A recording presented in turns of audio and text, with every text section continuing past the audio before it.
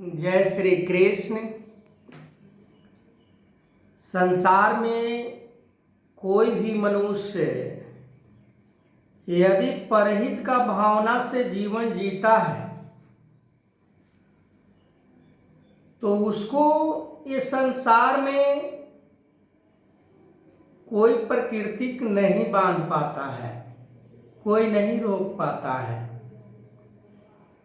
जैसे कामनाओं और इच्छाओं को त्याग करने का सरल तरीका और विधि भी हम कह सकते हैं कि परहित में यदि जीवन जीना शुरू हो जाता है तो उसे मोक्ष भी प्राप्त होता है, परमात्मा की भी प्राप्ति होती है, क्योंकि वो वास्तविक धर्म को मान रहा होता है। हम किसी भी तरह से धर्म को नहीं मान सकते हैं। धर्म को मानने के लिए यदि हम विधि से, विधान से,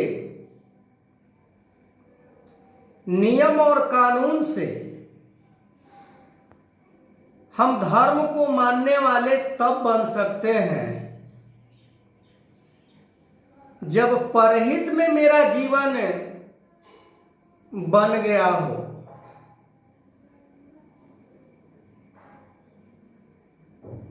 संत महापुरुषों ने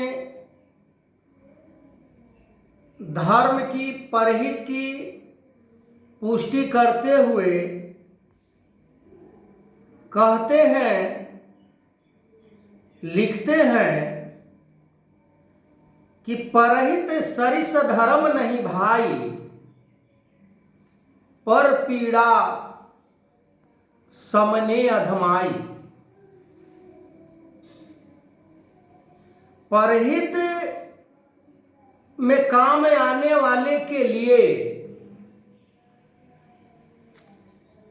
उससे बड़ा कोई धर्मी नहीं हो सकता है।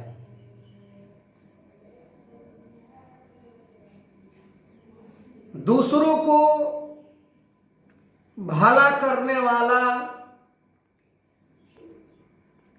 दूसरों को सुख पहुंचाने वाला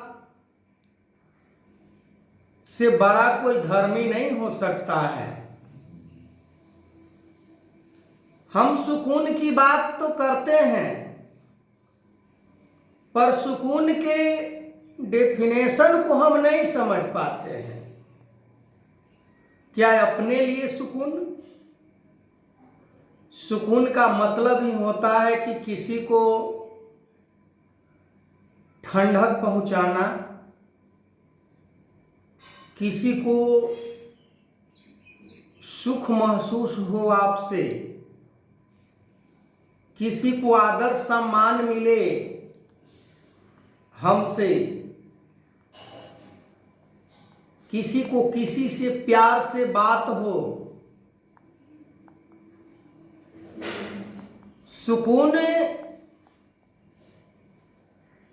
कहीं ढूंढने से नहीं मिलता है। सुकून अपने आप में उत्पन्न करना पड़ता है। सुकून की बात कर देना, परहित की बात कर देना, ये कोई बड़ी विद्वानी नहीं है। बहुत बड़ा एक विद्वान होता है, बात पूरे दुनिया की उसको पता होता है, सत्य असत्य के भी बारे में उसे पता होता है। परमात्मा को कैसे प्राप्त किया जाए उसे ये भी पता होता है। पर उसके जीवन में यदि परहित नहीं है, परमार्थ नहीं है, संवेदना नहीं है, सहनशीलता नहीं है, धैर्य नहीं है, केवल करते जा रहा है अपने लिए ही केवल वो जीवन जी रहा है, पर गुरु की दुहाई देता है कि मैं फलाने गुरु के शिष्य हूं, फलाने मेरा गुरु है।